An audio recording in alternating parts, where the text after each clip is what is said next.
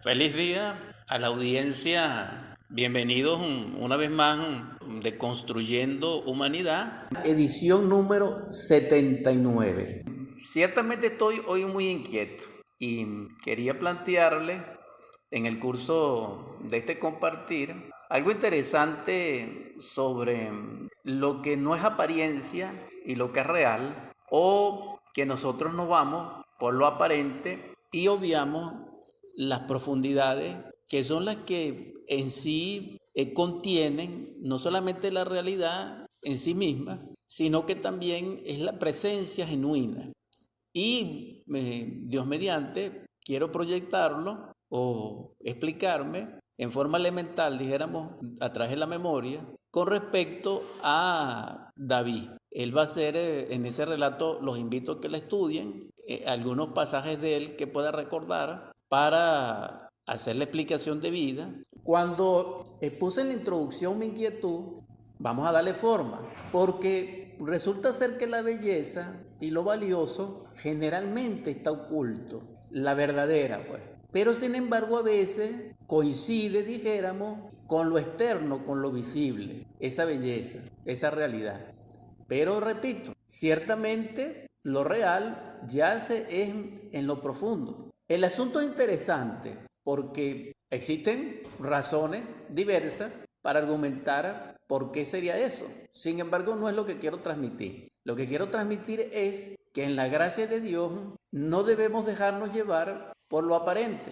Hay personas que son excelentes en apariencia, pero que en las profundidades, en lo oculto, en lo muy personal, en lo privado y en lo subconsciente a nivel psicológico, son, dijéramos, depravados, depredadores, delincuentes espirituales para no herir susceptibilidad, corruptos, etcétera. Pues. Eso lo dice la Biblia. No estoy hablando de ninguna persona aquí, sino caracterizaciones interesantes de la psicología en el texto bíblico. Entonces, lo que está dentro de nosotros es lo que determina la belleza y lo que determina la pureza y lo real. Sabemos entonces que, como la verdad nos aleja de la naturaleza humana, hemos podido apreciar sin temor a equivocarnos que la belleza se expresa en el crecer de los primeros estadios del ser, incluyendo la vida física material. En pocas palabras es que nadie duda de que la belleza se expresa en un bebé recién nacido espléndidamente. Así tenga alguna deformación, así tenga alguna deficiencia, alguna debilidad, alguna enfermedad,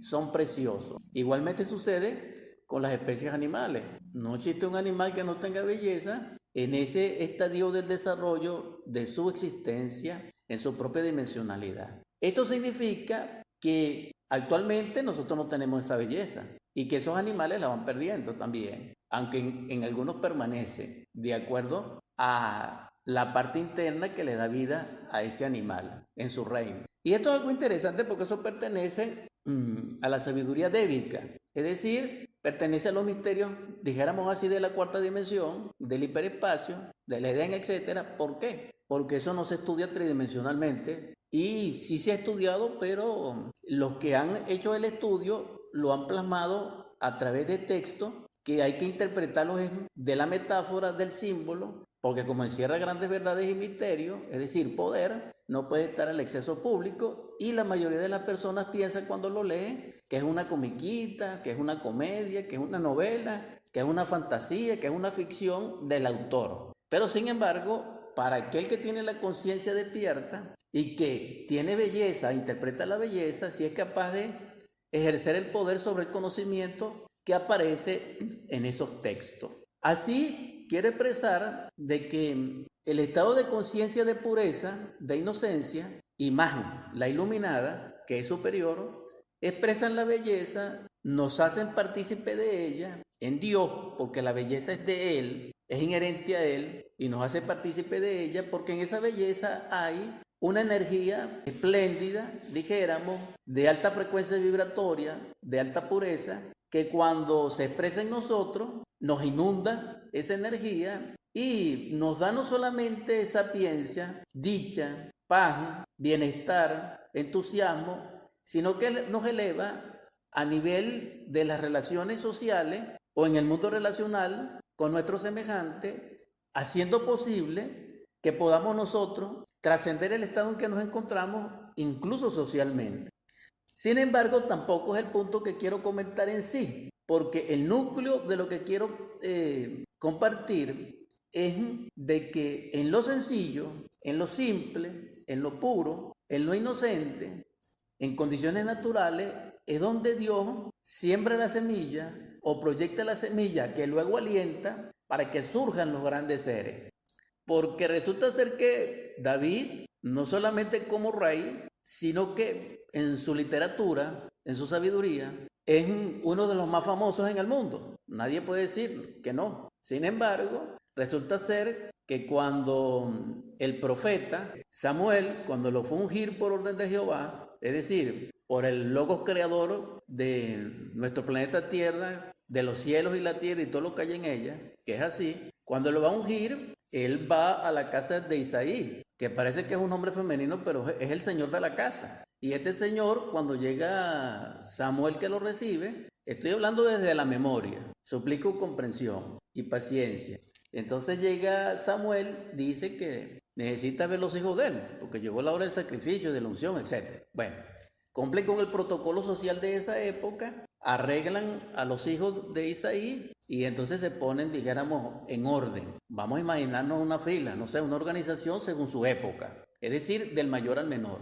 Y resulta ser que todos eran fuertes, valiosos, inteligentes, guerreros, dijéramos hermosos, en el sentido que lo describe la Biblia, pues.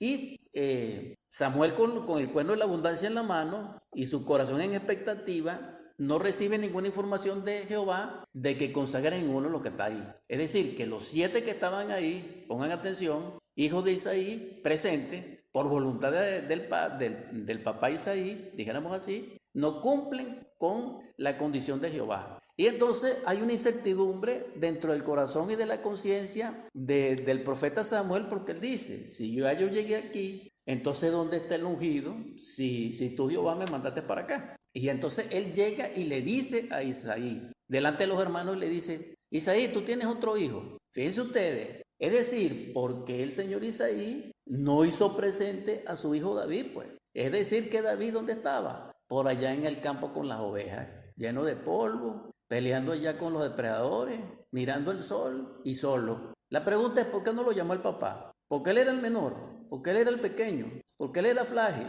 porque era un pastor de ovejas. Porque no vayan a pensar ustedes que la vida de un pastor de ovejas era lo mejor que había allá. No, pero eso era lo que era David pequeño. Y después es grande también porque es pastor de hombres verdaderos.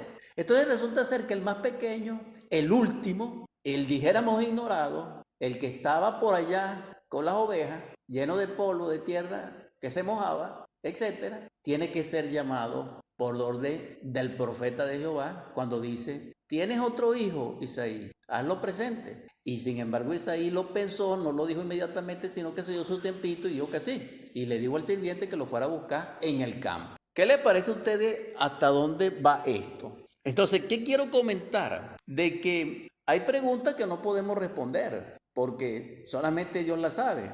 Pero considero de que David debía estar presente ahí porque su papá tenía que afirmarlo como familia y pudo haber dicho no. Al principio, en lo que entró el profeta Samuel, él le pudo haber dicho, falta un hijo, el menor, que lo tengo en el campo. Él no dijo eso, ni los hermanos tampoco. Todo el mundo guardó silencio. ¿Por qué? Porque cada quien aspiraba a lo suyo. Seguramente alguno de ellos aspiraba a ser ungido, porque tienen una supuesta dignidad, un supuesto mérito, porque es el mayor, porque es fuerte, porque es alto, por esto y por aquello. Pero para Dios la apariencia no importa. A Dios no le interesa que sea un gigante, sino que tenía dentro de sus planes futuros en el porvenir de que el niño que no fue presente por la voluntad de la paternidad delante de un profeta de Dios, el más pequeño se va a convertir en un destructor de gigantes. ¿Qué les parece? Entonces vamos a llevar ahora esa pequeña interpretación temeraria, dijéramos así, y libre, a mi propósito psicológico del asunto, por qué se está tratando. Ciertamente, las enseñanzas de la sabiduría pura, que pertenecen a la ciencia pura, a la ciencia del amor, a la ciencia del conocimiento crístico, nos sorprenden, porque en la sabiduría de Dios, que es su vida mental y volitiva, en Él hay perfección y todo se desenvuelve con matemática precisión y con la armonía precisa de una orquestación musical perfecta. Todo tiene su tono, su pausa, su silencio musical en la perfección. Por eso Dios es el verbo, por eso Dios es en sí la música. Según la sabiduría antigua, el verbo y la música, el sonido, son inherentes, claro está. Así, es interesante que Dios, es decir, el cosmocrator, en este caso Jehová, aquí en la tierra, estamos hablando, creador de ella, etcétera, con sus Elohim, Él tiene sus planes, que es su vida, porque esta es su creación.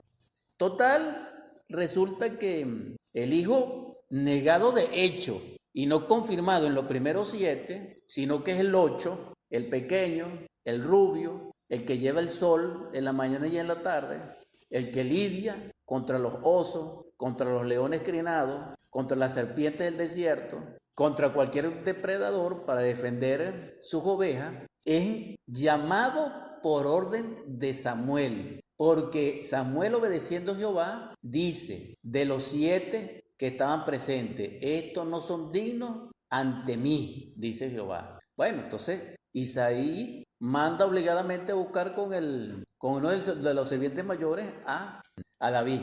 Bueno, y lo trae. Llega David a mundo. Él llega soleado, los demás estaban bañaditos, los demás estaban perfumados. David llega sudoroso, lleno de tierra, de polvo, cansado de trotar, y se presenta delante de el profeta de Dios, Samuel. Y él con su cuerno, sin duda ni nada, le dice, arrodíllate, hijo. Y llega, lo unge con el aceite. Y esto es algo muy maravilloso en el sentido siguiente, ¿no?